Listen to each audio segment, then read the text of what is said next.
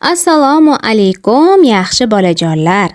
Bugun sizlarga Suroqaning qumga botgan ulovi haqidagi hikoyani so'zlab beraman. Payg'ambarimiz alayhissalom do'stlar Abu Bakr radhiyallohu anhu ga Alloh taolo Makkadan ketishga amr qilganini aytdilar va ikkalalari yo'l tadorigini ko'ra boshlashdi. Abu Bakr safarga tayyorlab qo'ygan 2 tuyaning ustiga yuklarini ortdi. Bitta meshga oziq-ovqat, boshqasiga esa suv soldi. Dayl ibn Bakr urug'idan Abdulloh ibn Urayqitni yo'l boshlovchilikka yollashdi.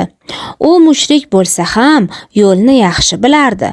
Shu bois payg'ambarimiz alayhissalom va Abu Bakr radhiyallohu anhu 3 kundan keyin Savr g'orida uchrashishga kelishib, 2 tuyani yuklari bilan unga ishonib topshirishdi. Shu kuni kechasi Makka mushriklari ham o'zlarining manfur rejalarini o'ylab qo'yishgan edi. Ular Rasululloh sallallohu alayhi va sallamning eshigi oldida to'planishdi.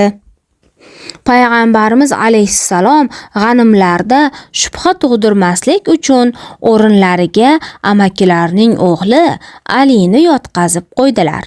Hazrati Ali radhiyallohu anhu o'sha paytda balog'at ostonasidagi yosh yigit edi.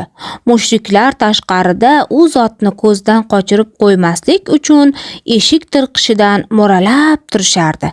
Rasululloh to'nlarini Alining ustiga yopdilar-da, Yosin surasining 9-oyatini o'qib tashqariga chiqdilar. Ba'zi rivoyatlarda Rasululloh alayhissalom bir hovuch tuproqqa dam solib mushriklar tomonga sochgan edi deyiladi. Shunda dushmanlar payg'ambarimiz alayhissalomni ko'rmay qolishdi.